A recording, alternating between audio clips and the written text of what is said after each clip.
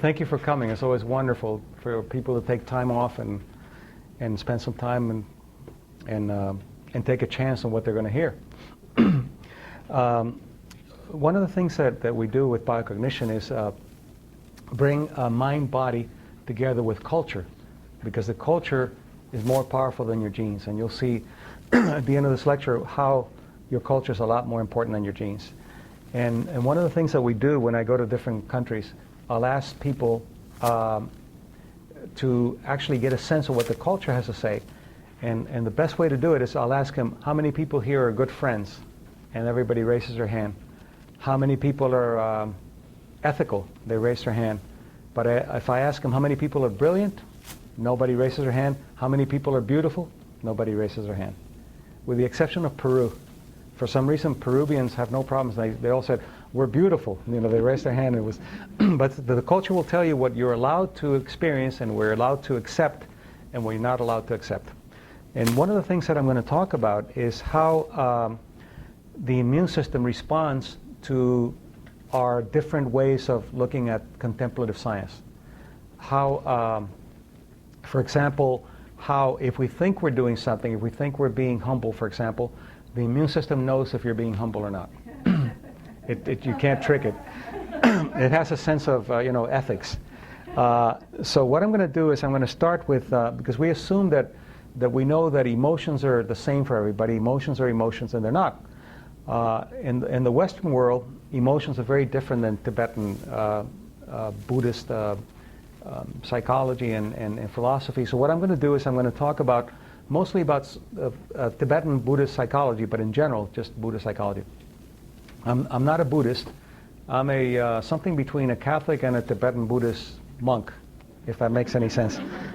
But I think that what we have a lot to learn from Buddhism. We have a lot to learn, especially from Buddhist psychology, because it's about 1,200 years old, and our psychology is about 120 years old. But Buddhism has also a lot to learn from Western science. As some of you would know, the Dalai Lama is very interested in modern science, and he wants to learn about how the Buddhist techniques and the Buddhist ways of thinking, how it affects health and longevity. And one of the things that I want to do to get started is to talk about emotions. What you would think emotions are the same for everybody. Well, they're not. Emotions, when you're thinking of Western emotions, Plato was one of the first who talked about emotions. And what he thought was that emotions are a mental process. And he thought everything is mental. But then William James was a psychologist from, and this is all in the outline. So what I want to do is I want to ask you if you have any questions to make some notes. Since we're recording this, we're going to have a DVD later. At the end of the lecture, I'm going to have like 15-20 minutes, and then you can come up and ask questions, and I'll answer all the questions as long as we need to. But William James was a psychologist at Harvard, and he said that emotions are actually a physiological response to whatever is going on. So an emotion is a physiological cue that's telling you that something's going on in the body. So you have Plato saying it's mental, and then you have William James saying it's physiological. Then Aristotle talked about that the emotions are really interconnected with biocognition, with cognition and with your thoughts, and that's probably the closest we have to modern science. But then you think of the Eastern way of looking at things, and you would assume, well, this is the way the world looks at everything, and it's not. Eastern thinking and Eastern Buddhism considers emotions to be something of an experience that is inseparable from mind and body. And that's good and bad, as you'll see. In fact, when the Tibetans, when the Dalai Lama started really looking at the research in modern science, they had to come up with a word for emotions. There was no word for emotions in Tibetan Buddhism. They call it Autoimmune, which is the experience of feeling. So it's a new way of looking at what emotions are. And although it's good to look at emotions and cognition as separate or together, it's very important to see how the immune system responds to that, which is what I'm going to be talking about. And one of the reasons why I wanted to do this is because you'll notice that there's a tremendously high incidence of diabetes in Tibetan lamas. Highly evolved people, they can do tumo, they can do tongsen and all kinds of things that I'll talk about, but yet there's a very high incidence of diabetes. Shogun Trungpa Rinpoche, who was the founder of Naropa, died at 50 of complications from diabetes. Many of the Tibetan lamas suffer from diabetes and the consequences of diabetes. And what I want to do is I want to be able to talk about what is it that's causing that, at least the way that I look at it, and with the monks that I've been working with, both Catholic and Tibetan monks. And Catholicism and Tibetan Buddhism are very close. They have saints and they have exorcisms, you know, they have all kinds of very similar kinds of things. But so then what happens? What is it that happens when somebody goes into a contemplative way of looking at things? When you, for example, are meditating, there are two ways of meditating. There are only two types of meditations. One is no matter what kind of meditation you're doing, is the one-pointed meditation, the samatha, which is basically to calm the mind, to teach you to relax. You can do a mantra, you can do a mudra, you can do a mandala, but it's just a one-pointed type of cognitive process to get your mind to slow down. But that's not all. If you do that for the rest of your life, you get no insights. You get no understanding. And the second level is the one that goes into what they call the analytical or the insight meditation, which actually, once you've calmed your mind, so what are you going to do? You want to learn something. You want to learn about what's going on with your life. You want to learn about what you're doing here. And you want to learn about what you can do in order to be able to help other people as well as yourself. But one of the things that Trungpa talked about, and he warned us, was about spiritual materialism. And this is something that we have to be very careful with. Spiritual materialism means that people are competing to see who's more spiritual than the other. I'm more evolved than you. I can levitate and you can't. You know, that kind of thing. And that is just as bad as being totally material. And that kind of spiritual materialism, what it does is it leads to taking spirituality and taking your ego with it. You take your ego with it and you move along with your ego and your spirituality. So there are many things that we need to clear up here tonight, hopefully, so that when you practice Buddhism, and this is not just Buddhism, any kind of contemplative method, centering prayer for the Christians or any kind of mystical contemplative processes are the same. They're all the same. Because till you reach Buddhahood or Christhood, you're going to have to live in a body. I mean, it's just, that's how it is. You're going to have to live in a body. And the body has a mind-body code no matter what you do. And that mind-body code is what I want to be able to share here. So that whatever you practice, whether it's Buddhism or whether it's Catholicism or whatever, you can have the greatest level of health and longevity. One of the problems with the Buddhist thinking is that you're here to clean up your karma and you're ready to go. That's a little bit selfish, because if you have a lot of knowledge, you want to be around for a long time so you could share that knowledge. So one of the things that we found in the research that we've done is that the mystics, the Eastern mystics and the Western mystics, have a different longevity and different health.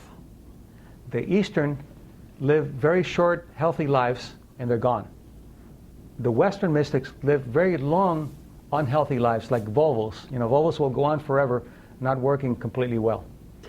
I've had a couple of volvos, that's why I'm telling you this. So they're the volvos. And why? Why is that? Because everything is cultural. The Eastern mind, the Eastern cultural mind is, I'm here to clean up my karma, and when I'm finished with it, I'm gone. They're gone. The Western, I have to suffer and suffer and suffer so I can get to heaven, and the more I suffer, the better. Please give me more suffering. But you see how cultural it is. It's very cultural. Biology is cultural, medicine is cultural, spiritualism is cultural. Medicine is cultural because you would think that an infection is the same everywhere. It's not. A migraine is the same everywhere. It's not. A migraine in the U.S. is considered to be a vascular problem, and you treat it with vascular medication. But if you go to France, it's considered a problem with the liver, They call it, in France they're obsessed with the liver. Any kind of problem is the liver. They call it the mal de faux, the illness of the liver. But if you go to, for example, UK or South Africa, they consider it to be gastrointestinal. And you get a suppository one way and you get an oral the other way. So you have to be real careful when you ask for medication. And I always mention this, but one opera singer, an American opera singer, suffered from migraines, and she went to England, and she had a migraine, and she went to the chemist, as they call them, and she said, I want the best medication for migraine, and he gave her a suppository, and she took it, and she couldn't sing that night. So the wrong entrance. And spirituality is also cultural. When you look at a Buddha, a Tibetan Buddha or an Indian Buddha, is very thin, very serene, and very stoic. When you look at an Indian or a Chinese Buddha, he's overweight and smiling, because the culture will spin it. And they're both Buddhas, but the culture will spin and will give you the information of how the culture believes it should be. So what I want to do is move on to how is it that the immune system functions. And what biocognition does is that it looks at two bodies of science that have been totally separated. One body is called psychoneuroimmunology. And my mentor, George Solomon, was the founder of that. He was at UCLA, and he created what we call now psychoneuroimmunology. And that studies how thoughts and emotions affect the immune system, the nervous system, and the endocrine system. Then you have neuroscience, which looks at how the mind, how the brain organizes. And you have also cultural anthropology, which looks at how a culture determines an illness, it conceptualizes an illness, and it treats an illness. And the fourth part is contemplative psychology, which I'll be talking about tonight. And so contemplative psychology is a very interesting field because it looks at the psychology of religion. It looks at what is the psychology of Buddhism, what is the psychology of Christianity, rather than imposing a psychology on Christianity or imposing a psychology on Buddhism or Hinduism or whatever. And it'll extract whatever the psychology is of the system. So with biocognition, what I've done is bring together these sciences to create a meta paradigm to begin to explain that we're mind, body, and culture and spirit, but within a cultural context. So what I'm doing is I'm creating turbulence here so that if you feel uncomfortable, that's a Cartesian anxiety, and that's good. It's very good if you're feeling uncomfortable about this. What is this guy talking about? That's a good thing, because that's new information and it shakes up the horizons, and the horizons need to be shaken up from the cell to consciousness. So in the 1980s, Francisco Varela, who was a biologist and a friend of the Dalai Lama, he and Adam Engel and other people got together and thought, what if we looked at what the Buddhists are doing, especially the Tibetan Buddhists, what if we look at what they're doing and see if science can bring up a way of mapping what they're doing and see if it makes any sense. If there's something that they're just imagining, or does the biology follow, or does the neurology follow what they're doing? So they asked the Dalai Lama to agree to have 10 of their best meditators in Dharamsala in the south of India to see if they would be willing to be subjects for the research. And one of the older lamas was asking, well, if you're going to put some things in my head, like EEGs, how is that going to affect my subtle energy? And they couldn't answer. So he decided not to be part of the experiment. They had no answer. He said, well, we don't know. You don't know about subtle energy. So he decided not to be. But others decided. And what they found is that when you do some very serious long-term meditation, there's a part of the brain called the prefrontal lobe. What they find is that when it's called a functional MRI. The MRI can see what the brain is doing and where the blood is flowing to see where the activity is. And what they found is that when a person starts meditating, the information is here on the right side of the prefrontal lobe. But when they go into deep levels of meditation, it goes to the left side of the prefrontal lobe, consistently. All the heavy meditators found that it went to that side. And also they found that there's a part of the brain that's called the brainstem, and no matter how relaxed you can get, if I go like this, the brainstem will have a reaction, because it's very, very primitive and it picks up on any information. But when the Tibetan lamas meditate, the brainstem doesn't react, even if you hit with a hammer or any kind of information, it'll turn it off completely. So they do some incredible things.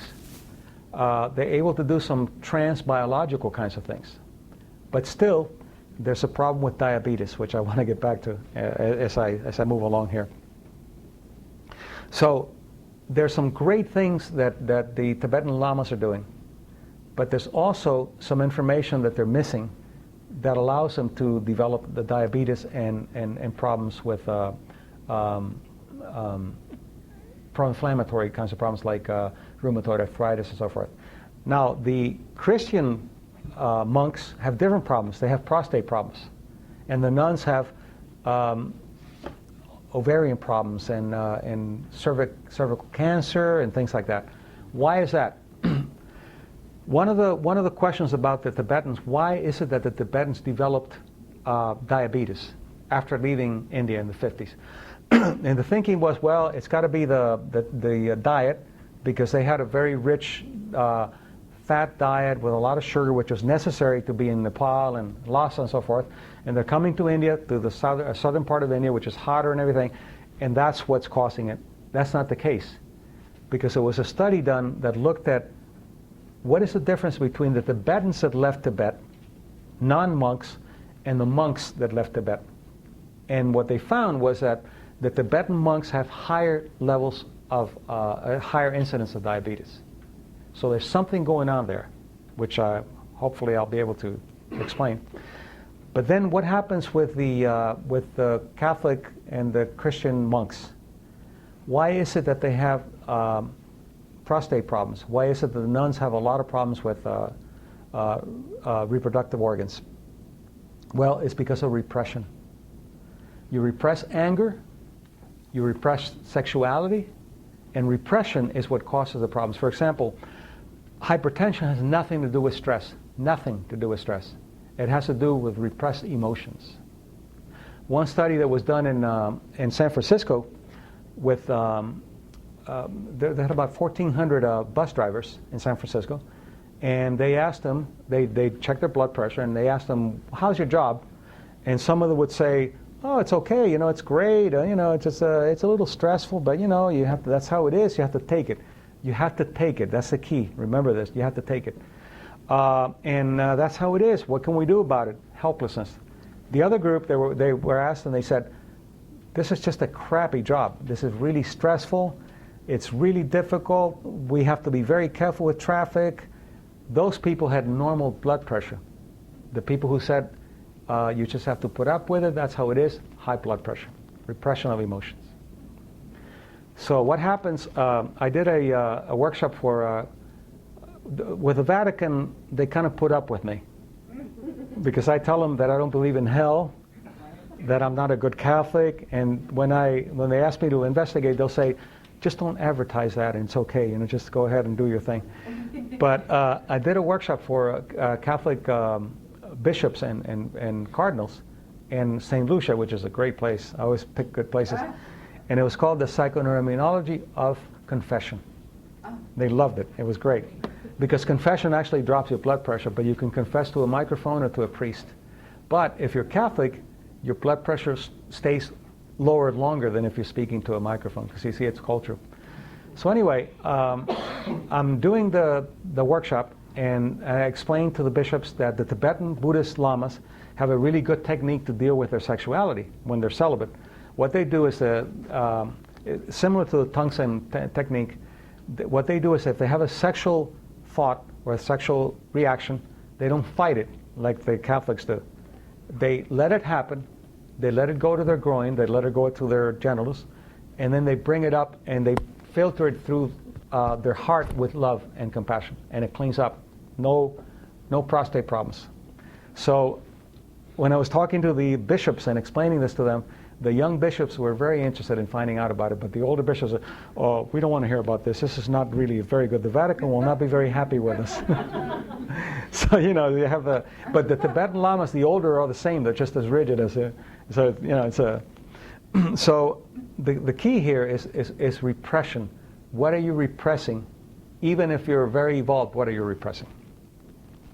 So, in working with the Catholic priests, I was able to help them understand and actually process their sexual repression using the Tibetan techniques. The problem with the Tibetan techniques, here's the problem with and what I'm going to be doing is I'm going to concentrate on the 4 Immeasurables, which is one of the methods that are powerful ways of dealing with jealousy and very negative emotions. But what happens is that since emotions, going back to emotions, the Buddhists and the Eastern believe that emotions are inseparable, then what they do is, you notice when they teach you about the 4 Immeasurables, they say, imagine that you are dealing with your enemy, and imagine that you're sending love to your enemy.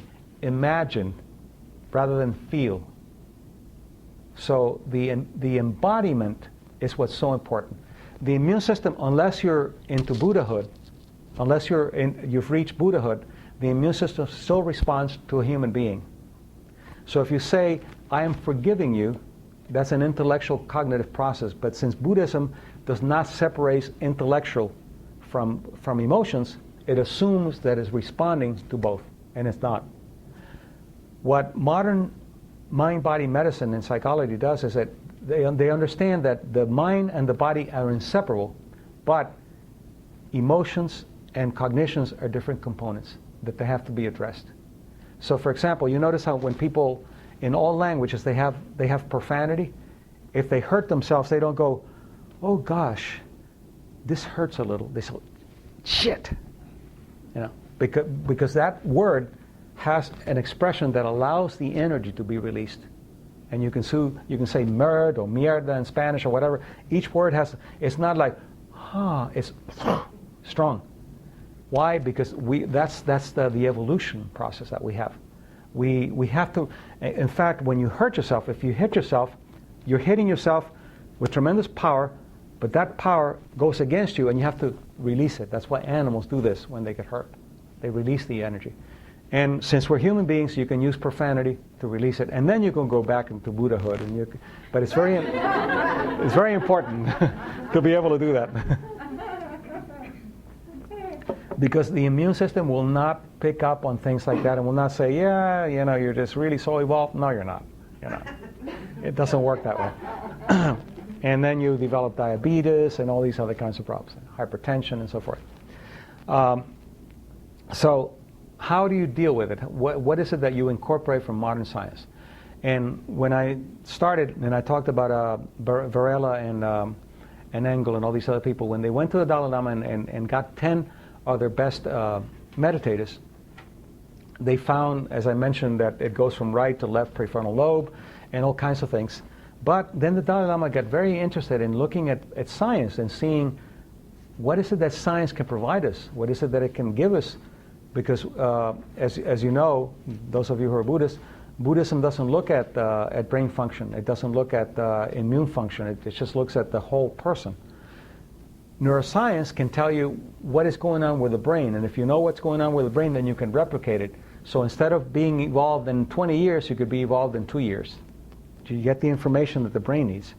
For example, there's a part of the brain that's called the angular gyrus. It's around here, and if you stimulate that, you'll have an out-of-body experience.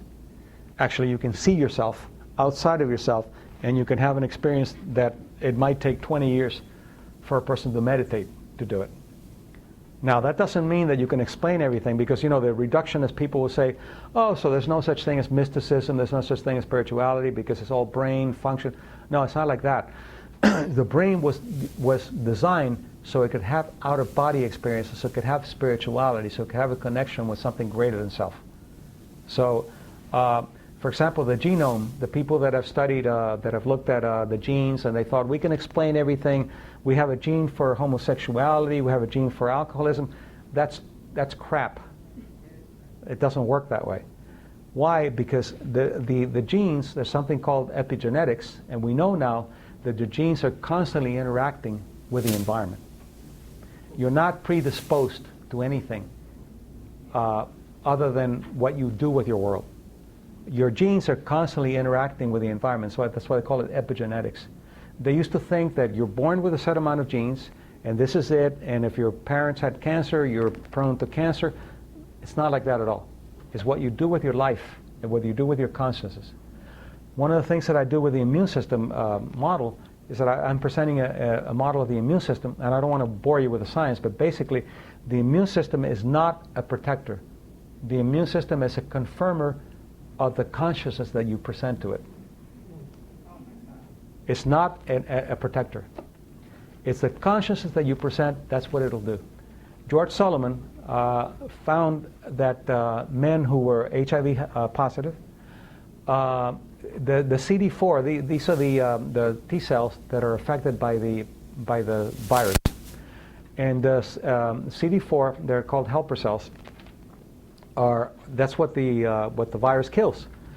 And he found that men who are more assertive have higher levels of T cells, CD4, than men who are less assertive. So the men who are more assertive have a greater chance of living through HIV than men who are not assertive. So what is the immune system doing? It's confirming the consciousness that you create. And that's good news, because if you change your consciousness, you change your immune system. But it cannot be done intellectually. You can't say, oh, I'm so wonderful. It doesn't work that way. It's got to be mind-body, which is what I'll be showing you.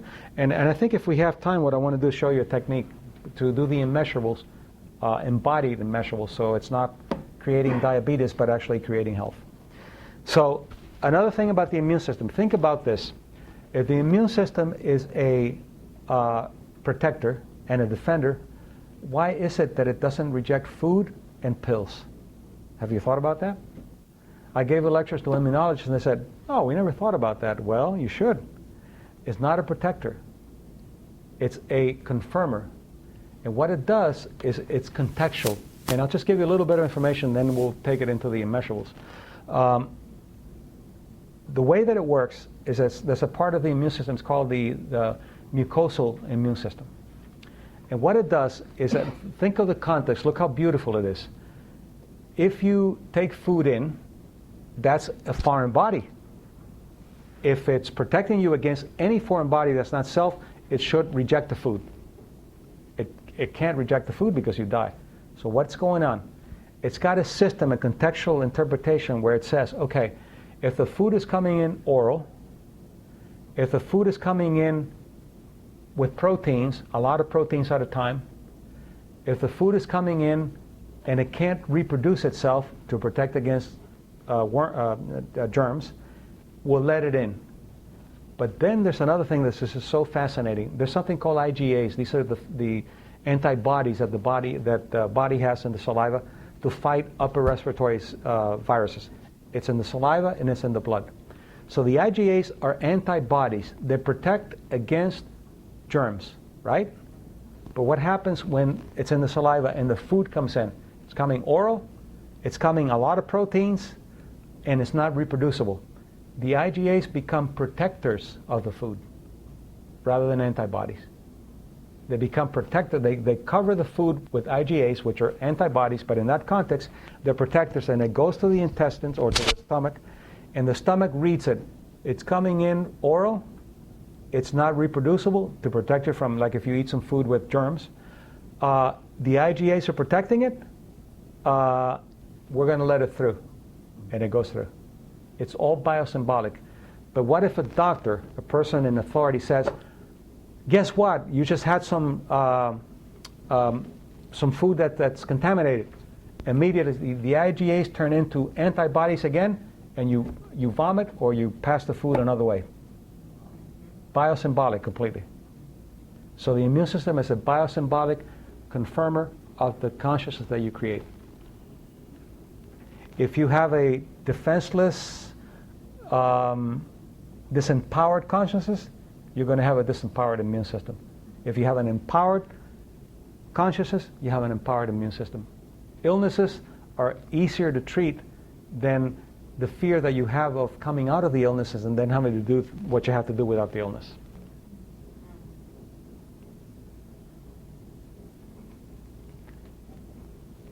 So anyway, that's modern science. That's good news from science. By the way, Galileo has already forgiven the church, so we can talk about spiritual things now.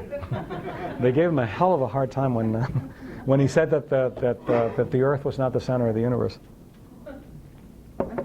Okay, so how do you bring all of this together to Buddhism? When you're doing the four enmeasurables, you're doing loving kindness, which is a great way to deal with self-loathing and goodwill. That's one of the first of the four enmeasurables. What happens when you do empathic joy? When you celebrate somebody else's triumph, you're getting rid of envy, you're getting rid of jealousy. What happens when you deal with compassion, which is wanting other people to end their suffering? Great. And then equanimity, which is, equanimity has two functions. One is to be indiscriminate. You are loving with everyone, but also you're balanced. You have a balance between the loving kindness and the compassion and the empathic joy and all that. One of the things that we know from psychoneuroimmunology, and the Tibetans understand this too, is that righteous anger is a very good thing. Righteous anger is great for the immune system. Why? Because it protects innocence. If you have a child who's going to be raped by someone, you're certainly going to protect that child from being raped. If you say, no, be one with the universe, I can't hurt you, go ahead and rape my child, you're actually committing a crime. You're not protecting that child. And the immune system understands that and responds to righteous anger. Very good.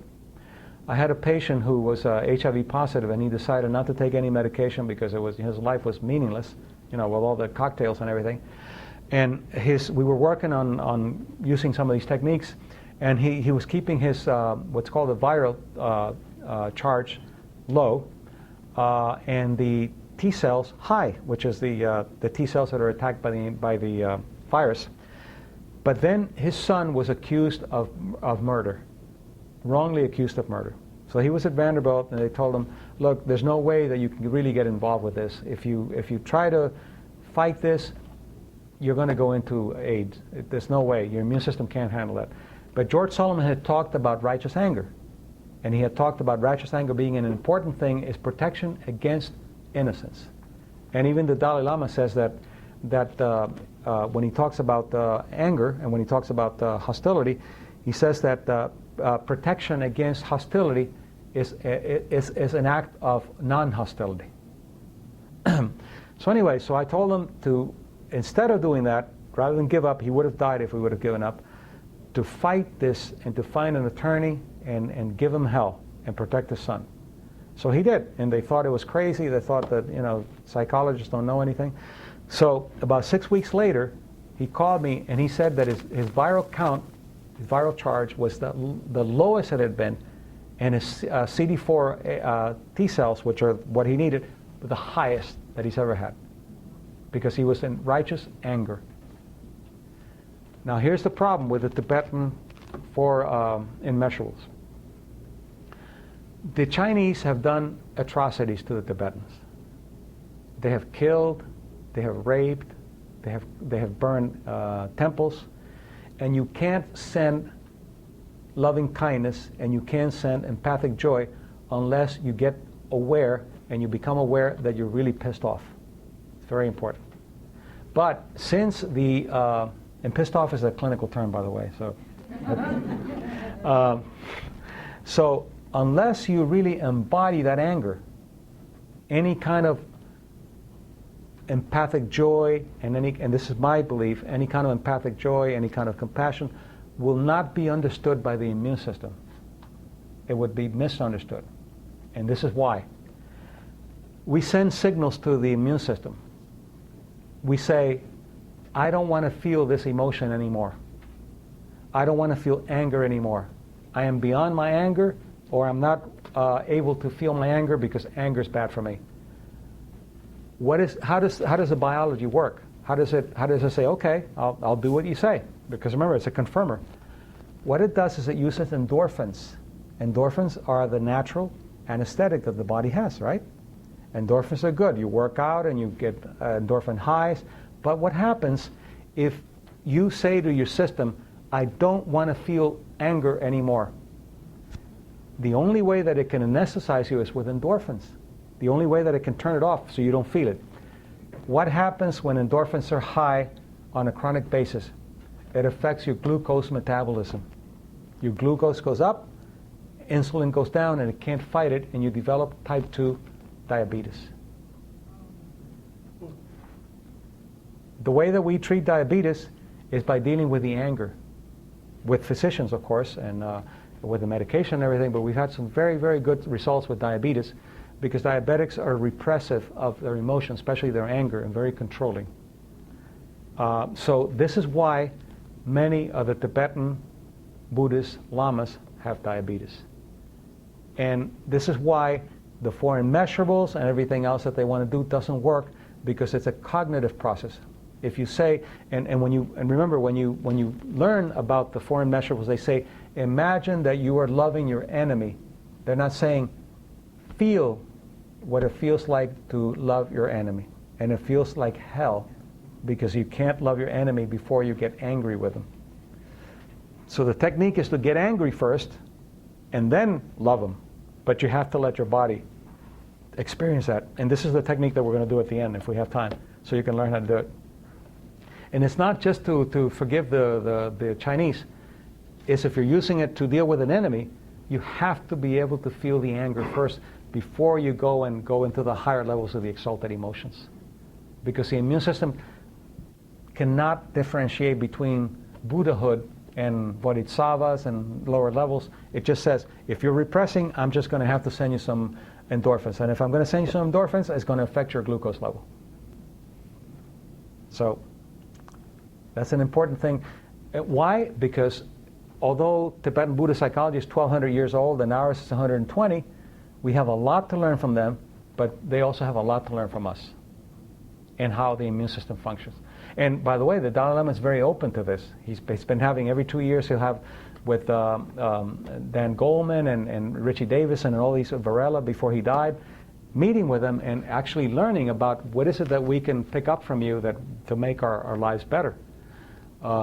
So it's not that they're fighting, it's just that, you know, we have ways of helping each other from the West and from the East. So what I'll do then is I'll talk a little bit more about how to apply this. What are the things that we can do to apply this? If you're doing, as I mentioned, there are 2 kinds of meditation. One is a one-pointed meditation, which is to calm your mind. That's the whole point. And also there are 2 objectives between the Buddhist and the Christian meditation. The Buddhist meditation is to find quietness, to find insight, and at some level to find enlightenment. Christian meditation is very similar, but rather than finding enlightenment, it's finding God. They're 2 different. One's not better than the other, just that they're different. But they both have very similar systems. The contemplative prayer is very similar to the one-pointed meditation. The contemplative prayer, you think Christ, Christ, and then something comes up and you keep going Christ. But the point is different. In the contemplative, what you're trying to do is you're trying to create a quiet place so God can come, or Christ or divinity can come and infuse wisdom into that quiet place. Buddhism is wanting you to be one with the enlightenment, to be one with the impermanence, and then move on to the higher level. It's not a God process, but it's a oneness process. But they both have very similar processes. So if you're doing one-pointed meditation, you can do, as you know, and some of you I'm sure meditators, you can do one-pointer, you can go to your breath, you can go to mandala, you can go to anything you want, and the whole point is to get your mind to quiet. because the mind is the monkey mind that's called. It's all over the place. So you do breath, or you do a mudra or whatever, and you just keep going, keep going, keep going. That will drop your blood pressure. That will also give you a very deep level of relaxation. It will allow you to have some very interesting insights. But that is all it'll do. It'll quiet your mind. At some point, you have to go to the next level, which is the insight or the analytical meditation. And the Tibetan Buddhists are very sophisticated in the methods that they use. And what that does is it allows you to then have insights into the mind. That the mind is something that it's elusive. So what you do, for example, instead of going to the breath, what you're doing is you're going, I am breathing. And you're saying, okay, I have to do the laundry. Okay, the thought of I have to do the laundry is where you go. And you keep going back and forth and back and forth. And what it does is allows you to detach from the mind so you can see the mind. Kind of a counterintuitive thing. And that's when you begin to get the insights and you begin to get the, the higher levels. And some people levitate and all that. I haven't been able to do it, but some people can. So with the Tibetan methods, what you want to do is you want to apply, if you want to do, for example, the four immeasurables. One of the things that you can do, if you can take, for example, the first one, loving kindness, metta. Loving kindness, you're basically sending out love to others, to the world, to yourself and to others. And you do the meditation, and usually what you would do is you would send love to others. I want others to feel the love that I'm feeling right now. I want everyone to be happy, all those kind of things. But then you do it with people you love.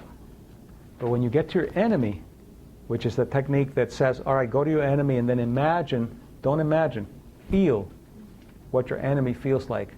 And once you feel your enemy hurting you, your body's going to respond. Your blood pressure is going to go up. Your heart rate's going to go up. And what you do is simply breathe into it. If you say, I'm getting rid of this thought, it doesn't work. Breathe, because the mind-body language is breathing is what resolves. Breathing is what resolves, not intellectually, I am breathing so I can get rid of this. So you'll say, for example, I'm sending loving kindness to the person that fired me. So what you're going to do is I'm sending loving kindness, and your body will say, no, you're not. You're not sending anything. You wish they were dead. All right? You go there. Okay? And then you breathe, and you go into the manifestation of the lower emotions, which are still there, and you breathe into it. And then you go back again. Upsetting lung. Why? And then why are you doing this? Because it's totally selfish. You're doing it because in the process of toxifying other people, you're toxifying yourself. So you're doing it for yourself, not for anybody else. You're doing it because you don't want someone to own you, and they'll own you. Your enemy will own you unless you let them go. So you do that over and over again, and what it does is it desensitizes your body to a point where that person no longer has a physiological effect on you. Then you can send them loving kindness, and then you can send them all these wonderful things of evolved people. But unless you embody it, and that's what Varela was talking about before he died, he said you have to embody Buddhism. If you don't embody Buddhism, it's intellectual and it's cognitive, and it doesn't give you the value. Buddha knew that, but I think that the way that it was translated from the Pali or from the Sanskrit, it's just like Christ, from the Aramaic to the Greek, there are a lot of distortions that are made. And then people make distortions of what it is, but Christ knew what he was doing, and Buddha knew what he was doing, but the distortions then take you into the misunderstandings of what needs to happen. Buddha got upset, and Christ got upset. So it's okay to get upset. In fact, it's important to get upset. So what are you wanting to do? You wanting to transcend the negative emotions? No, you don't want to transcend them. You want to navigate them. Navigate them because you're still human. When you reach Buddhahood, it's okay. Let them go. But till you're here, till you die, you have to navigate emotions. And when you navigate emotions, then the four immeasurables are really powerful. Then they will work on your health. Then the immune system begins to function in a real good way. But if you do it against the immune system, what it does is it fights the effect that it has of the positive benefits that it has for you. I wish we could stop for questions now, but we'll just keep going. And and move on to the next level, which is that when you're thinking of the mind-body code, what is the mind-body code? What are the things that that allow a person to speak to the body? It's not intellectual. You have to remember that it's not intellectual. If you want to, for example, relax, you can't say, I'm going to relax. It doesn't work that way. You're turning on more neurons if you say, I want to relax, than if you say, let me observe what's going on in my body. So the language of the mind-body code is, if I want to relax, I want to observe what my body is doing. If you want safety, what you do is you don't say, I want to feel safe. What you do is you put your back against something solid, or you realize that your back is solid to something, and then that's the mind-body code to safety. If you want to be supported, feel your body touching the floor, or your body touching the seat. That is the mind-body code for safety and for support. If you want to be able to assimilate information, the mind-body code for it is gratitude. Gratitude is an exalted emotion that allows you to access and let information in. So what is the gratitude? You can feel gratitude for being protected because your back is protected, and being supported because you're being held by something. That's gratitude. Gratitude is an emotion that allows you then to assimilate the information that you're doing with your meditation. So a good technique is to first feel, never put your back to a door or to a window, because your neuropsychology will not allow you to feel at ease, because the DNA comes from the cave days, where if you had your back to the cave, you would be some animal's lunch. And the DNA is still there and remembers that. In fact, studies that have been done with corporations, when a person has their back to a door or to a window, they get up more than people who have their backs to a solid wall. Because, it's built into your DNA. So the emotion then has to be the emotion of accepting, the emotion of gratitude. Then when you do the gratitude, anything that you learn is assimilated a lot faster. Practice gratitude, and then if you want to learn something, what am I grateful for right now? I'm grateful for being alive, for breathing, whatever. You assimilate it fast. The brain sets up a chemistry that allows you to assimilate the information a lot better. I don't know if it's a question, but I actually found out I was diabetic about a week ago. And I chant Hare Krishna, and the guru of Hare Krishna actually showed symptoms of diabetes. So I find that interesting that you're talking about diabetes. It's almost like a coincidence. Yeah, nothing's a coincidence. With my situation. So I'd like to, is there a certain meditation that can help with that? Or? Yes, and the first way, always work with a physician. First, very important, because you don't want to be irresponsible. Work with a physician, but your consciousness has to be that diabetes can come and it can go. Yeah, It's not fixed, it's transitional. Okay, number one. And number two, you want to ask yourself, what am I repressing in my life? What are the things that I don't want to do in my life? Where am I killing my joy? And here's the most important thing. If you didn't have that problem, what could you do that you wanted to do? That means that you're more afraid of doing that than the diabetes. You can check that out. And then also, you can do diets. Don't worry about sugar, blah, blah, blah, blah, blah, blah, blah. Worry about pro-inflammatory foods, which are the sugars, the refined sugars, the refined carbohydrates, and the fried food. If you were to go completely vegetarian for 2 weeks, you would notice how your blood levels will go back to normal. Completely vegetarian. You don't want to do it for a long time because vegetarian can be quite boring. By the way, there are no vegan centenarians in the world. You want to eat a little bit of tissue. Very important. Vegans do real well for a few years and they start falling. You want to eat some fish, you want to eat some meat every once in a while. You don't be uptight, because people that live in fear with tofu will live less than people who are happy with McDonald's. So be aware of that. Yeah. What about endorphins? Do you know how they affect the pancreas? Endorphin, yeah. The endorphins are the receptors of the brain, and you have them all over. And the endorphins actually are the anesthetic, but also they're like a stimulus. They're narcotics of the body. They're good, they're necessary.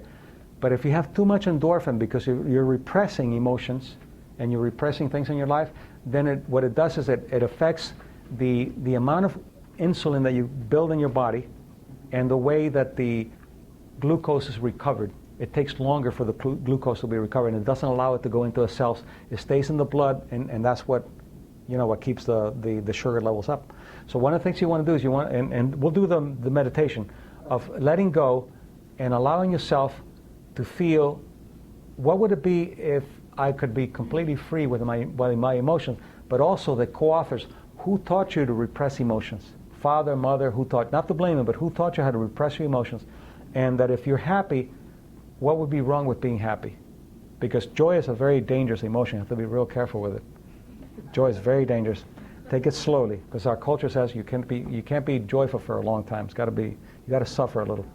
But yeah, that would be, but the technique I'll show you, I think, will be very helpful. But always work with a physician. All right, thank you. Yeah, of course. Thanks for coming.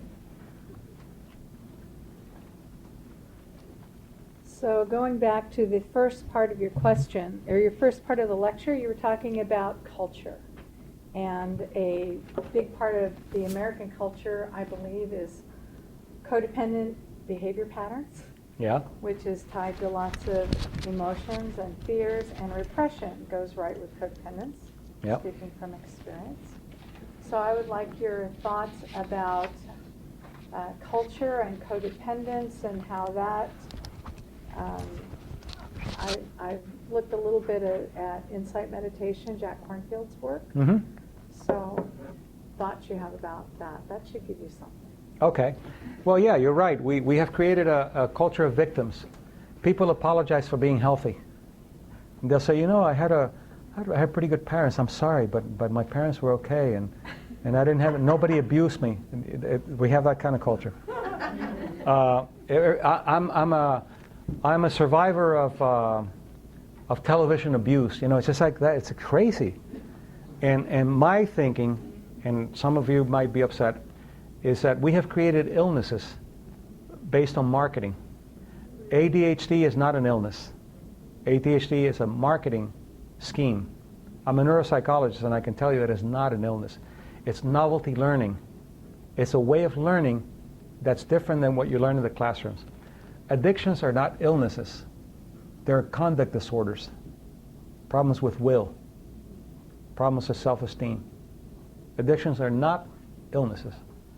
All these other things that they talk about, that this is what's wrong with you and that's what's wrong with you, it's a way, a blood pressure 120/80 was normal. Now they want a larger market now, so at 110/70 is better. And blood pressure is not an illness. It's only a risk factor. Cholesterol is not an illness. It's a risk factor. When you talk about the low density lipoproteins, the bad cholesterol, it's not bad. It's necessary. It's necessary. What makes it bad is when you have pro-inflammatory foods is what makes it bad, not that the low density lipoprotein is bad. So it's all a marketing scheme. You don't blame the physicians. You can blame the pharmaceuticals, and you can blame the markets that have set up all these standards. The cholesterol standards were set up by corporations and were set up by members of boards that were paid by corporations to determine what is normal and what is not normal cholesterol. They're centenarians, and I work a lot with centenarians, people who live over 100. Some of them have high cholesterol. And when you ask them, what do you doctors have to say about that? They say, well, I don't know, they're all dead. So I'm not suggesting that you should forget about cholesterol. What I'm suggesting is to put it in perspective and learn about what it means for you. Not that it's the kind of thing that science looks at groups. They look at group averages. They don't look at individual. Yeah, sorry. There's a lot said about autoimmune diseases these days. I always resented that and thought that was some kind of fairy tale, and then it turned out that I had one, and celiac, which apparently now... What did you have? Celiac disease, which is supposed to be only about the gut, but they're finding a lot of research about more antibodies found in people with celiac to also bones and nerves and all kinds of things that go along with it. And I was wondering what your impressions of all that is. Well, autoimmune illnesses, what's going on is that the immune system can either underreact, and an underreaction to the immune system is cancer. It doesn't have enough NK cells and so forth to fight the cancer cells. An autoimmune illness means that it supposedly that it doesn't recognize self, and it attacks as if it were something out of self. So lupus is autoimmune, MS is autoimmune, and fibromyalgia, which is not really autoimmune, but they consider it autoimmune. What's happening is that the immune system no longer recognizing self from non-self. But I have not seen a case of autoimmune illnesses that doesn't have something to do with setting emotional boundaries and some kind of shame process going on. I also have low IgA, you mentioned. Low IgA? Yeah, as well. Yeah. Oh, really? Yeah, it's well, the incidence is. How interesting. Yeah, it's a IgAs are the. combination there. Whoa, I can give you something for Maybe IgAs. good, yeah. IgAs are one of the 5 antibodies that the B cells create, and IgA means immunoglobulin type A, and they fight upper respiratory viruses. The way to bring up the IgAs is with compassion, with self-compassion. IgAs go up with compassion. And you don't have to bottle it or buy it anywhere. Yeah. Self-compassion or just? Self-compassion, yeah. Self-compassion. You can't give what you don't have. Ah. You have to create self-compassion. Huh. Yeah. Thank you. Yeah. Anybody else?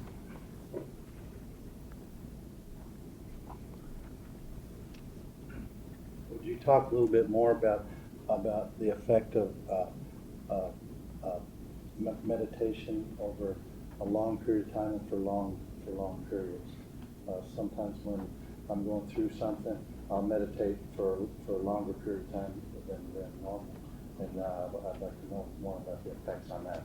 Yeah, if you're meditating and you fall asleep, that means that you're sleep deprived. So that's okay.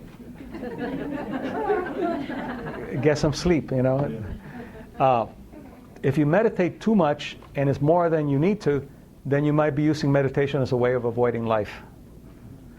But if you're meditating and you're getting some insights and you're getting some information and your health is improving and you're doing better with your life, then it's fine. But like anything else, meditation, you could become a meditation junkie. You can become what Trungpa, as I mentioned, Rinpoche called it spiritual materialism, that becomes your obsession.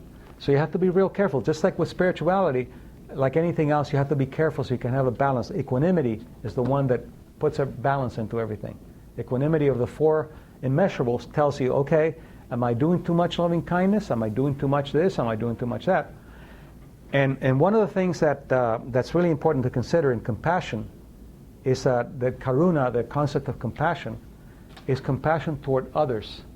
But if you experience or if you give compassion to others without giving it to yourself, that's not real compassion. That's fear-based. That's, I'm being compassionate so I can be so nice, so people will like me. The Tsewa, T-S-E-W-A, that's there on your outline, is a type of compassion that the Dalai Lama talks about, and that's inclusive compassion, which means that you have to know yourself before you give it. And what it means is that if you're not including yourself in the compassion, then it's not real compassion. So the question is, how can I give compassion and still be compassionate with myself? That's the compassion that works. The other one is fear-based compassion. Is not real at all. And an example, someone says to you, look, I want to go to Bimini, and you have $10,000 saved for the rest of your life. I want to go to Bimini, and I think I deserve to go to Bimini. I worked very hard. I want you to give me $10,000. And you say, okay, I'm going to be compassionate. What's happening is you're doing too much, and you're going to feel a tremendous amount of resentment. But if that person says to you, I need $100 because my son is sick, and I need to take him to the doctor, and you have $10,000 and you don't give it to them, you're going to feel guilt. So what you want to do is you want to be able to inclusive compassion. It means that you do it where there's enough compassion where envy or guilt, and especially guilt and resentment are balanced. And you might want to say, well, look, if you want to go to Bimini, I'm not going to give you $10,000, but I will give you, rather than lend you, I'll lend you $500. I'll give you $500 as my gift to you. I'm okay with that because I still have another $9,500. I'm fine. That's inclusive compassion. But in our culture, what we're talking about with cultures, we're taught that compassion means that you have to give everything. And guess what the C personality is, which is the Cancer personality. The Cancer personality is the one that's constantly giving, giving, giving, giving. The guy that, I can't remember, Kido Sushi, I think, the guy that wrote Rich Father, Poor Father? Okay, all right. He wrote another book now, it's called Rich Brother and Rich Sister. And his sister is a Buddhist nun, a Tibetan Buddhist nun. And he talks about how he overeats, overdrinks, and he's in great health. And his sister, who's a wonderful person, almost a saint, she's had a lung removed and she's had cancer and she's got all kinds of problems. Well, the problem is that she is giving, giving, giving, and not taking care of herself. She's a caretaker. And the Cancer personality is a caretaker who has no inclusive compassion. It's let me take care of the world, let me take care of the world. I don't need anything. What do you need? I need nothing. What does that do? It reduces your NK cells, which are the ones that fight the natural, precancer cells. So you have to be real aware that it has to be very inclusive in your compassion, rather than give, give, give, give, give, because that's not real inclusive compassion. Plus, the immune system doesn't respond real well to it. The healthy people are the ones who have a balance. You know, the whole middle way. That's the balance. We can't forget that. We can't be caretakers at our expense.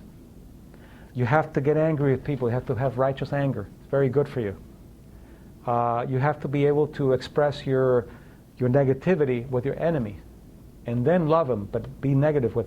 And also, even the Buddhists are the greatest with compassion, and the Tibetans, when they talk about compassion, when it's not proper compassion, they call it grandmother compassion. And the Zen Buddhists are not as nice, and they call it idiot compassion, which is I like it better, you know.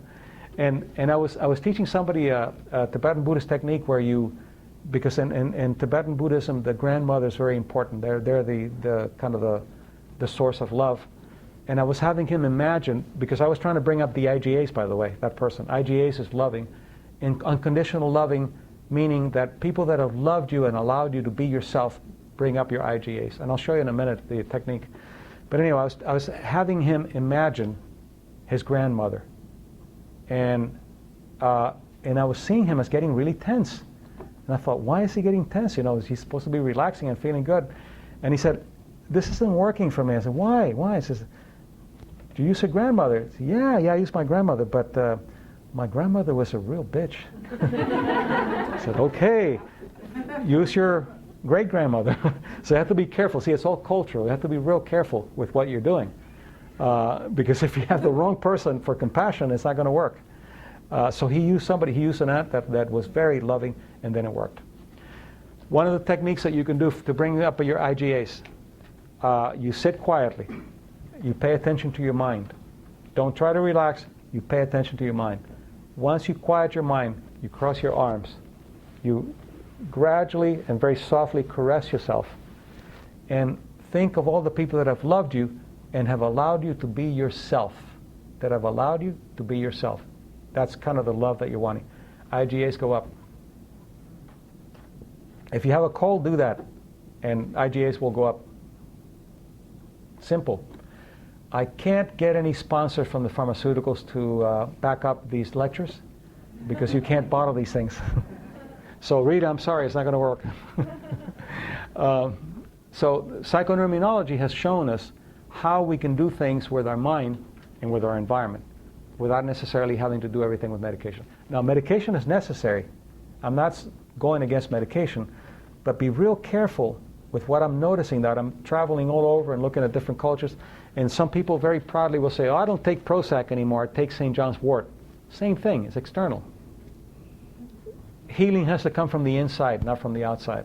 Medication helps from the inside, but an antidepressant without psychotherapy is a waste of time. You'll have to be on the antidepressant for the rest of your life. It doesn't work. All the research shows that antidepressants work well with psychotherapy, not by themselves. And in fact, there was a study that was done to show you how powerful the mind is. As I mentioned, when you're depressed, you have a lot of activity on the right side of the prefrontal lobe, and when you get less depressed, it goes to the left side of the prefrontal lobe. And they had a study where they gave a group of people an antidepressant, a real antidepressant. Another group of people, they gave them a placebo, sugar pill. And they checked subjectively how they felt. They would ask, how are you feeling, how's your appetite? But they also checked MRIs to see what the brain was doing. And the people with the placebo and the people with the antidepressant had the same MRI changes. They both went from right to left. So your brain will do what you believe, if you believe it. But it has to come from an authority. If it doesn't come from an authority, then you don't give yourself permission. So even though Tibetan Buddhism is highly advanced, you have Tumo, where you can actually melt snow around you, just with a body heat, and you can be on the top, the highest level of Nepal, and go to sleep with a very thin robe, and wake up with hypothermia. And in fact, you wouldn't wake up if you weren't Tibetan Lama. And you can pass somebody else's pain through your heart, and the Dalai Lama has a heart of a 30-year-old. That's very good. But the problem is that if you don't embody some things, if you don't embody the techniques that you're using, then that's when diabetes and hypertension and there's also a very high incidence of rheumatoid arthritis with a lot of the Buddhist monks. And guess what causes, or what triggers the rheumatoid arthritis factor? It's a factor that you have, so it's a genetic factor. And if you're born with it, it means you have a propensity to develop rheumatoid arthritis. But guess what triggers it? Shame is what triggers it. Shame is a pro-inflammatory. It causes inflammation. Since the immune system is a confirmer, if you're shamed, it responds as if you're actually being wounded. And it causes inflammation as if it's trying to protect the wound, and there's no wound.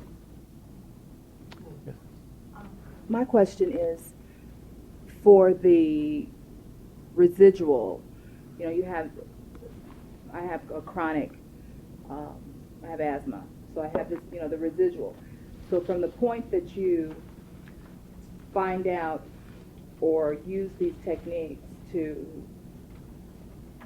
change your way of functioning, can you clear up from your residual, your backlog of junk, so to speak? The baggage? Yeah. The baggage. Yeah. Is the baggage cleared up, or is it just going to kind of linger there and you're just going to move forward from there? In other words, how deep can you go in cleaning up your... Well, I have a quick question. How controlling was your mother? Very. Oh, I'm so surprised. Very. Asthma is caused by controlling mothers. Okay? That's why I asked you. Okay, asthma, very interesting. You can clean it up. You can clean up because we have 3 wounds. Culturally, we have 3 wounds. You can only be wounded 3 ways. That's the good news. You can be wounded with shame, you can be wounded with abandonment, or you can be wounded with betrayal. Okay?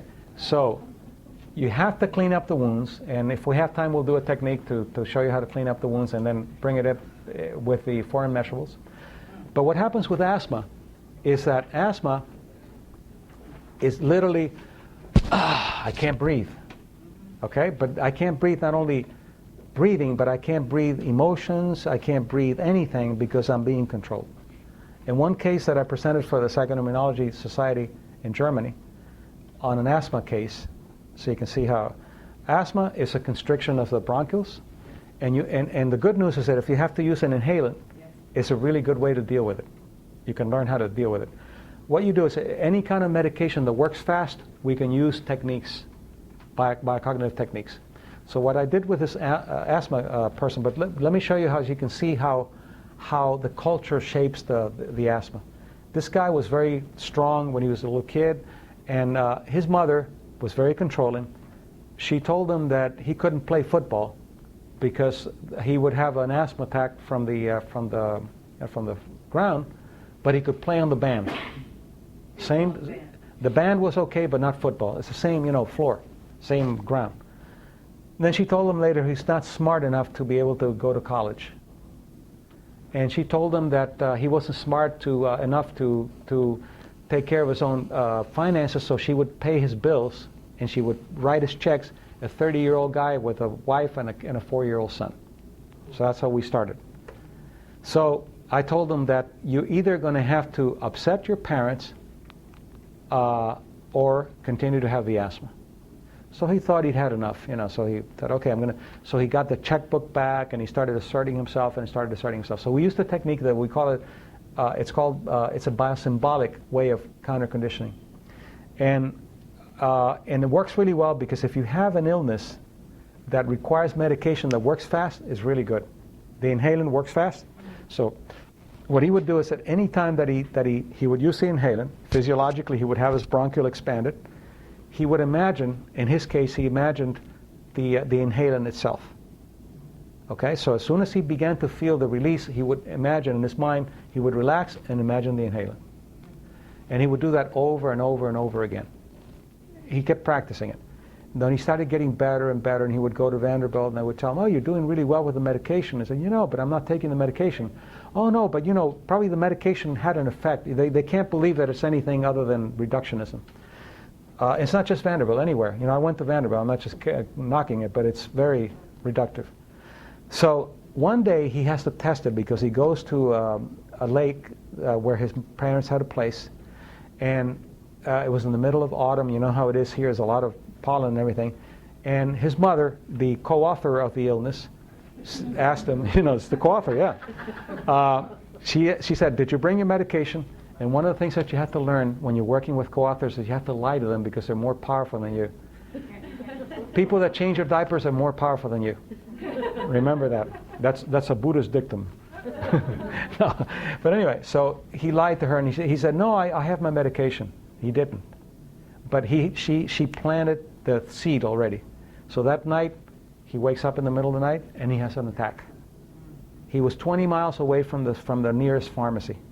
And his wife said, you're either going to have to try this technique or we don't know what to do.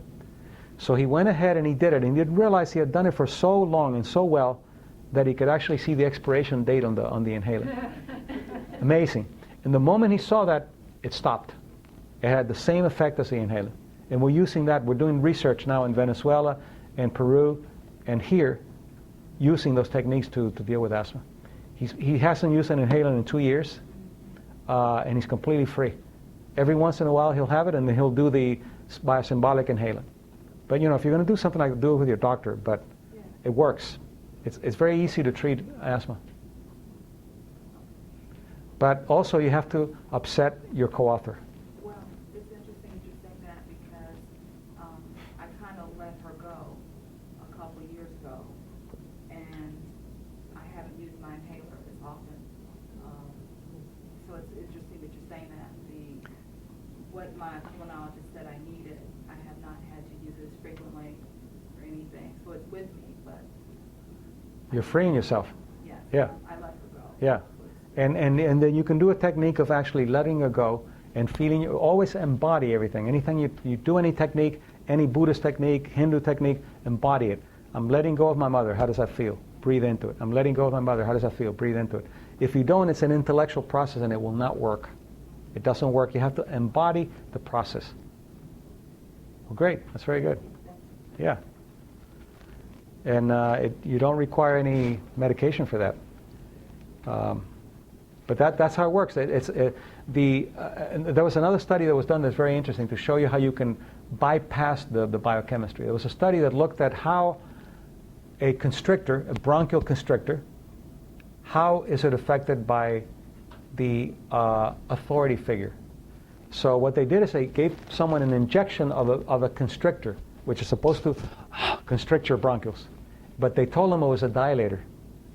And 60% of the people dilated their bronchioles. Another group, they gave them saline, which is salt water, and they either dilated or constricted depending on what they were told. Another group were given a constrictor and they were told that it was dilator, and the opposite effect. So it's the belief system, but it has to come from an authority in the culture. If a carpenter tells you, it doesn't work. But if a carpenter tells you that a table is not good, then the carpenter is the authority. And there was another case that's really very interesting to show you how culture works. I always use this example because it's so clear. This man, Jewish, guilt. There's a contest to see who has more guilt, the Jewish or the Catholics, and they haven't decided yet. But Jewish, so he has panic attacks. He has a long history of panic attacks. He goes to the emergency room at least once or twice a week with panic attacks and just.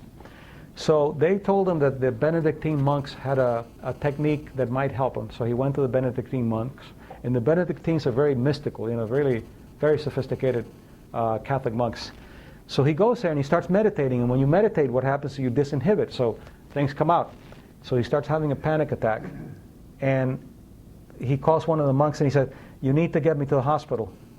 And the monk said, "Why?" He said, "Well, I'm feeling like I'm leaving my body. I'm feeling like I'm going to die. I don't know who I am. Get me to the hospital." He said, "Wait a minute, hold on." So he gets another 2 or 3 monks come in, and they said to him, "Tell us what you're doing." He said, he explained it again. He said, "Jesus, we've been trying to do this for years, and we can't. How do you do it?" The moment they said that, no more panic attacks. That was it. I mean, it's amazing, but it's the context. But you need authority, because we don't feel strong enough to be powerful, and that's what meditation will do. It'll allow you to be powerful, so you don't need an authority. Yes, go ahead. Some years ago, I was betrayed. That's one of the hardest. And I put a lot of weight on. Okay, let me ask you something. Do you want to get sad or angry? I want to get angry. Okay, so get angry. What would you like to call that person? Is he going to bleep me? What? No, it won't be bleeped. It'll come. What do you want to call that? What do you want to call that person? I want to call him a motherfucker. Okay, that's a clinical term, How do you feel when you say that? A little bit like I'm releasing. How do you feel when you say that? As opposed to the crying victim. You can be a victim or you can be righteous anger.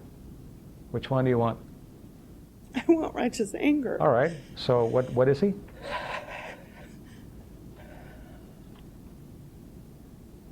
Or she?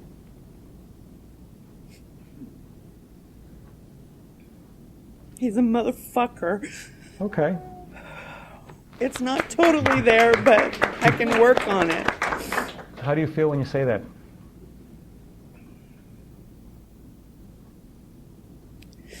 I feel like I need to go further with it. Yeah. I want this weight away. I've done everything I could possibly do. All right. The first thing is you have to get angry, and the second thing is the cure for betrayal is loyalty. You have to be loyal to yourself. And if you're loyal to yourself, you'll see how, and we're going to do the technique. Loyal to yourself, you'll empower yourself. Someone took something away from you. They disempowered you. The only way you can get it back is what I call the healing field. Loyalty to yourself, you get re-empowered again. It's not an intellectual process. How can you be loyal to yourself? You're being disloyal to yourself, and you're betraying yourself. And as long as you do that, that person will be your ghost. Okay? All right? Thank you. You notice how important the word is? As opposed to saying, "Oh, that person was so inappropriate with me." That's not going to work. Good. No victims. You're not a victim. I don't like being a victim. Good. So get angry. And then once you get angry, you send a loving kindness. But get angry first. Yeah, because I thought I had forgiven. No. Forgiveness is not, it doesn't work here. It works here. Because I didn't feel any emotion here, but when I said the word betrayal, Right? then all of a sudden all this emotion came up. Of course. Because you don't forgive in your head. And we're taught to forgive in our heads. Christ-like, Buddha-like, I forgive you, ... That's junk. That doesn't work. Doesn't work. It's got to be mind-body. So we'll do a technique, but I'm a little concerned because if we do it, you might be very joyful. So please be careful. You know, take it carefully, because it's not a... Anybody else want to go up and question? That's good. I'm glad you did. Any questions? Yeah. Yeah, please. So we can record it.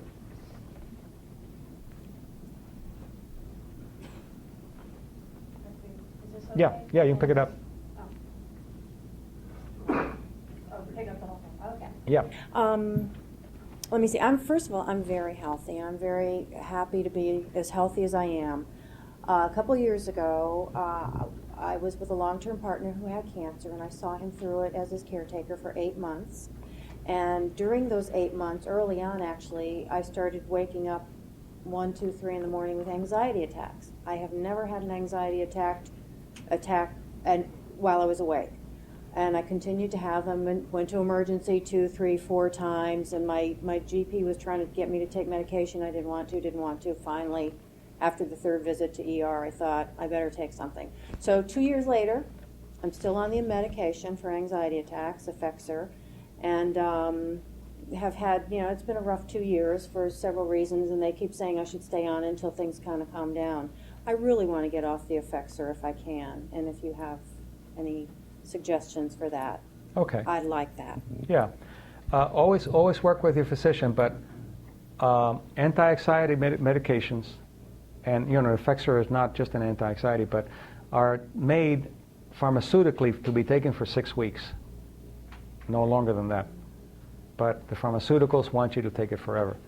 So it doesn't mean you have to get off of it, but what you want to do is you want to find out what are you avoiding, and you can do a technique, you can do a meditation, and ask yourself, if I weren't on this medication, what would I be feeling? And then let the feeling come up. And what is it that is allowing me to avoid what I should be feeling? And probably what you're going to find out is there's some grieving or some anger or something that needs to be dealt with. And there's some co-authors that are allowing you to continue that. And you'll see that as you do that, you begin to liberate yourself, and then work with your doctor to see if he'll be willing to, or she, to be willing to cut back slowly as you're doing some of the techniques, some of the things that we'll do here. But always with medical help, because it's real important. Yeah, yeah. But you weren't born with it, and you're not going to die with it, so not necessary. Yeah. Sure.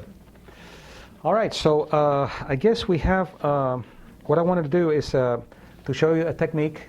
If you have any questions, if you want to come up with another one before we do the technique, you can do that. Everybody okay?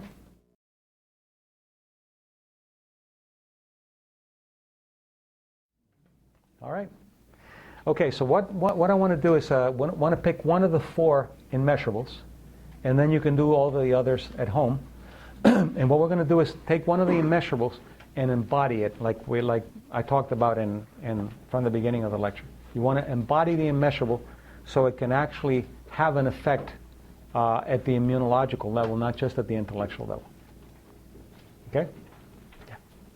Yeah. Well, I guess we if we drop the we better need the lights on. Leave them on, because otherwise they won't be able to. Okay. So what we'll do, here's the technique to relax. What you want to do is you want to put both of your feet flat on the floor. And I'm going to show you mind-body codes rather than intellectual codes. And then we'll take one of the 4 immeasurables. Why don't we say empathic joy? Empathic joy. And with the empathic joy, with the immeasurables, what it is that you are actually celebrating other people's triumphs and joy, which takes you out of envy, and it takes you out of jealousy. So the technique, the usual technique, is for you to imagine people that you love, and that they're having something good happening to them, and you allow yourself to enjoy their triumphs. Then you go to a neutral person, somebody that you really have nothing positive or negative about them, and you imagine them. And then the most difficult one is the one when you imagine empathic joy for your enemies. That's where we're going to clean up. If you do it just with a cognitive, it doesn't work as well. It causes, I think, the illnesses that I'm talking about. So what we're going to do is we're going to embody each one of them. and see how it feels in your body, and make sure that all you do is just breathe. Don't try to intellectually think it. Just breathe into the tension that you feel. So what you want to do is you want to pick someone you love, someone who's kind of neutral, and your greatest enemy. Somebody that you feel very envious, or that you feel very angry, or that you feel very jealous. And that's how it works best. So what you do is you close your eyes, and if you have glasses, you can take off your glasses. There's no pressure in your eyes. And first feel grounded. What you do is you feel both of your feet touching the floor, so you can feel grounded, because groundingness is a very important thing in anything that you do. Otherwise you feel like you're not completely firm on some kind of sense of grounding. The next thing you do is you imagine and feel that your body's touching the chair. That the seat of your body's touching the seat of the chair, and that is the mind-body code for support. The moment that you realize that your body's being held by the chair, your brain will automatically send a signal that says, I don't have to be held, I'm being held. So it brings you back to a moment of really being held and being loved and being taken care of. All that information is in your brain, and it's archived, and it comes out when you say, I am being held. It comes out, and it gives you a sense of support. The next mind-body code is your back. Feel your back toward the chair or toward a wall, or know that there's a wall behind you protecting you, and then nobody can hurt you from your back. The back is where you get the sense of support and the sense of safety. Safety comes from the back, not from intellect. So feel your back touching the chair, and then allow yourself to be grateful, to feel grateful that you're being held and that you're being supported. That alone can give you gratefulness. And the gratefulness allows the information to go in a lot better. The next thing you do is, when you close your eyes, you make a commitment that you're going to go into your world, you're going to inward into your world rather than outward. You're going to look to see what's going on inside you, in your world, your universe. And second, you make a commitment that you're worth the time you're taking. That you are worth the time you're taking to go into your world. You have done much for a lot of people, now you have to do for yourself. You're worthy of the time you're taking now. It's a commitment to self-caring. And then the three parts of the body that you can actually control. And what you do is you drop your shoulders. It's the first thing you want to do. You drop your shoulders. You unclench your teeth. And you let your eyelids fall very softly over your eyes, as if there's someone who loves you, who's covering you. We're a little child and you're protected, and that person's covering you with your eyelids like a blanket or comforter, very softly telling you you're safe, you're loved. And then the next thing you do is you just pay attention to your body. If there's any tension anywhere, don't try to change it. Just pay attention to it and breathe into it. The mind-body code for releasing tension is not to say you want to relax. It's to let the breathing go to that part of the body. It's that simple. You turn off the neurons, and what you're doing is you're using mind-body. Very little neurons to breathe, a lot of neurons to think. And then allow the body to slow down and to go into a state of contemplation. So what we'll do is we'll use one of the immeasurables now. We're going to use the empathic joy, mudita. And what the empathic joy does is that it gives you a tremendous wealth of joy, because not only can you satisfy and celebrate your joy, but you're also celebrating other people's joy, which gives you a tremendous abundance of joy, yours and everybody else's. So you start with the easy one. You start with feeling and celebrating the joy of someone you love, something that's happened that's really good to somebody that you love, a friend, a partner, a family member, that something good has happened to them either now or in the past, and you allow yourself to feel the celebration for having known that person, the celebration for that person actually gaining something in their life. Empathic joy, you're giving it out to the person. And then you embody it by looking at what it's doing to your body. How is that manifested in your body? Positive or negative, it doesn't matter. And just breathe into it. Just breathe into that part of the body. To allow it to permeate and to allow it to get rid of what you don't need. And then drop your shoulders, unclench your teeth, and again relax your face. It's like the beginning of a Mona Lisa smile that sends a signal to the nervous system that you're safe.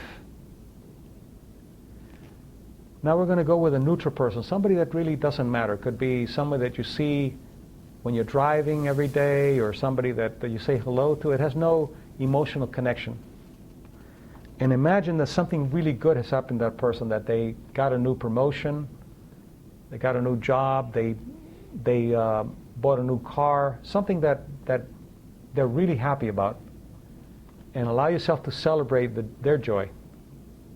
See yourself celebrating their joy, dancing with them and feeling happy that something is good is happening in their life. And then again, embody it. Check your body. See how it's responding. It doesn't have to be good or bad. There's a manifestation. And breathe into your body. It's embodying the immeasurables. Embodying Buddhism, or embodying contemplativeness. That's all you have to do. Then drop your shoulders again. Unclench your teeth, because those are the three parts that get tense, whether good or bad. And then let your face relax into a Mona Lisa smile. And let your eyelids fall softly over your eyes. And now comes the difficult one. This is the one that we're going to work, and it allows you to clean up the people that have been haunting you. Find your enemy. Find the people that betrayed you, the people that abandoned you, or the people that shamed you. Put them in front of you and begin to feel a sense of celebration for them having something good happen in their lives. Something that you know, or something you can imagine happening in their lives. And here's where we include the biocognition. Go to your body and feel anger for that person. Allow righteous anger to come out because they hurt you. You don't care right now about empathy. You're feeling their anger that they did and the things they did to you which were inappropriate. And see where that anger is manifesting, and allow it to just breathe into it. Don't get rid of it. Just breathe into it. Your body will take care of it. Breathe into it. Then go back and see if you can just imagine and feel that you're letting that person feel something good about themselves, and you're celebrating that. You're celebrating that that person is moving on with life, that they have a right to be happy, and you can celebrate their happiness. And it doesn't mean you're forgiving them or you're letting them off on what they did. All you're doing is you're celebrating their joy. That's all you're doing. And then go to your body again and feel any disagreement with the feeling or the thought, and breathe into it. If you're angry, allow yourself to be angry and breathe into it. And you notice that as you breathe, what you're doing is you're liberating yourself from that person who is enslaving you. Not intellectually, you're doing it mind, body, spirit. And you breathe into it, and then you drop your shoulders again. You unclench your teeth and let your face relax into the Mona Lisa smile. And you're liberating yourself from that person who enslaved you, but you co-authored the enslaving. And then we'll do it one more time. And when you do it at home, you can do it as much as you want to. You can do it every other day till finally you clean it up. Let's go back to that person that hurt you and find out if it was shaming, abandonment, or betrayal. Find out what it was.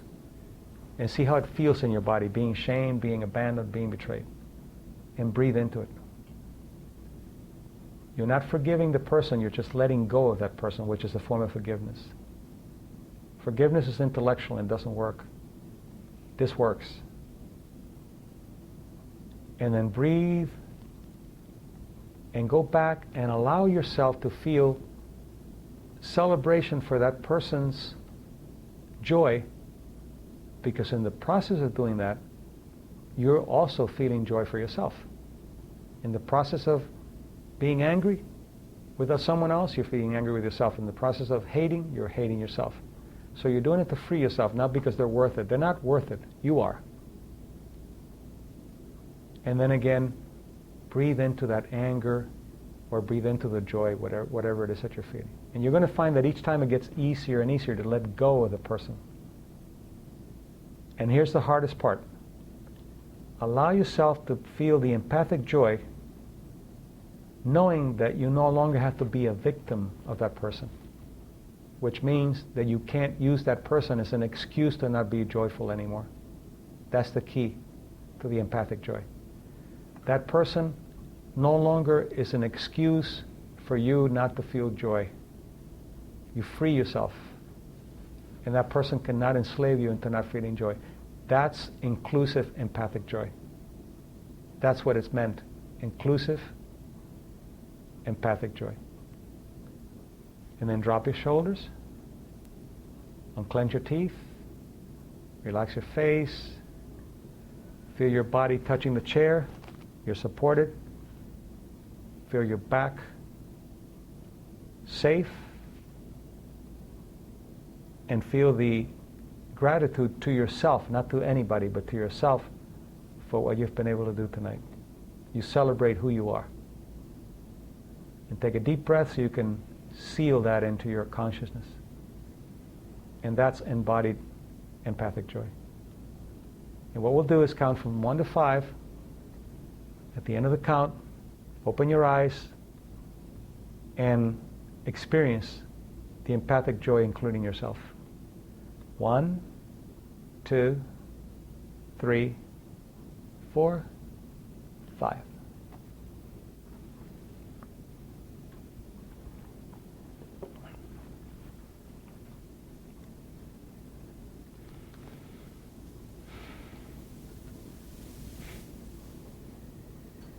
Anybody unhappy? How are you doing? I'm a little euphoric, actually. Wow, be careful with that now. Very good, very good. I paid her well to say that, by the way.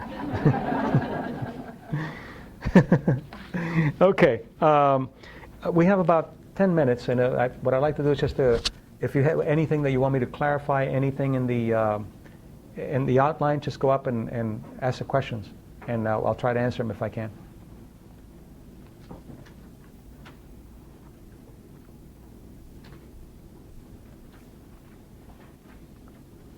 You said there are only 3 wounds, and for betrayal, the cure is to be loyal to yourself.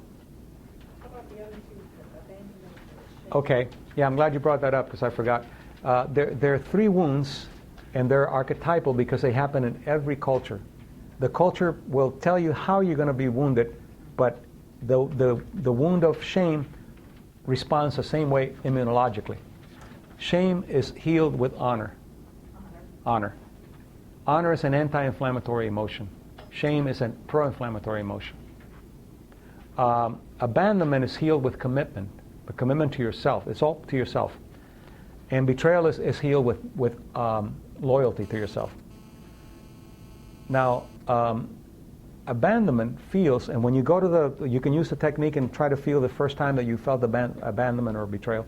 Abandonment feels cold. The first time you were abandoned, you're going to feel cold and fearful. Shame feels hot and humiliating. You feel like you're just shrinking, and you get inflammation because it's hot. And betrayal is also hot, but it's based on anger. Anger is a betrayal. Anger is the emotion for betrayal.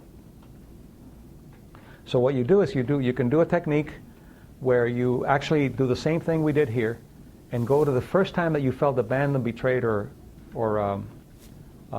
shamed, and then you experience it, you embody it. Embodiment is the key of the whole thing here. If you get embodiment, you got the whole thing. embody it, see how it feels, breathe into it, and then go and bring a memory of the first time that you felt honorable, the first time that you felt committed, or the first time that you felt loyal. And the body physiology changes, the immunology changes. There's some research especially done on shame, and shame can actually increase the inflammation. And what it does is it increases what's called the interleukins. And what they do is they can inject interleukins into rats, and they can create physiological shaming. The rats shrink and they pull away from the group. So you're creating physiological shaming by the interleukins. And most of the pro-inflammatory illnesses like rheumatoid arthritis and so forth are related to shame. People who have been shamed at one level or another in their lives. Okay, you're welcome. Any other questions? Yeah, go right up and just take your time. Could you say a little bit more about the relationship of gratitude and integration into the brain, the chemistry of the brain, and the relationship of gratitude? You mentioned it a couple of times. Okay. Yeah, what happens is if you're into a state of apprehension, or the opposite of gratitude, which is hypervigilance, you're going to be secreting a lot more cortisol. You're going to be secreting a lot of more norepinephrine and epinephrine, which is fight or flight. And that's necessary if you see a lion out there. But if you don't see a lion out there and you're continuing to see it everywhere else, then you're creating an underimmunity. But gratitude is an emotion that's incompatible with fight or flight. How can you be grateful in fight or flight? It's not possible.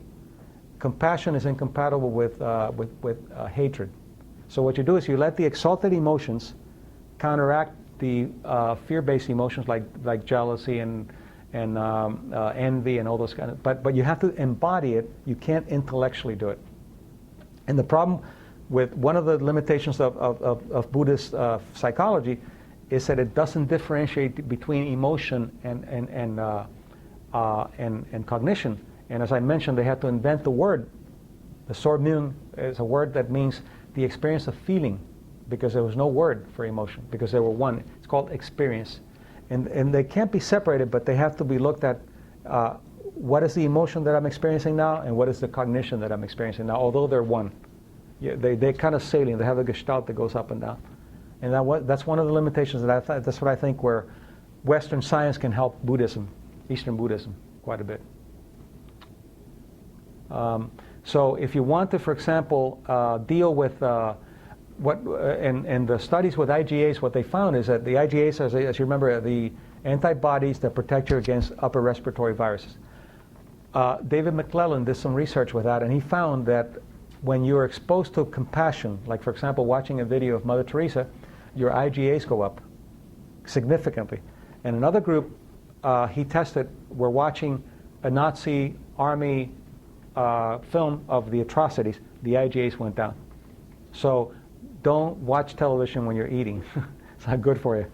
I wouldn't watch television, period. Don't watch the news because it's a waste of your... But also he found that some people's, all the IgAs went up, but some people's IgAs went down very, very quickly. And what he found was that the people whose IgAs went down were the cynical people.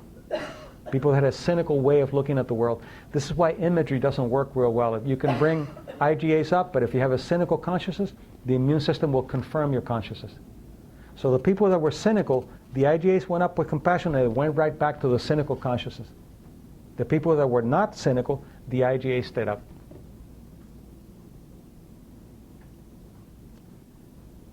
Okay. Any other questions? I think we have about a few minutes, and then yes, you want to go up? Yeah. Yeah, go up to the mic so they can hear you. No, just anybody questions, that's fine.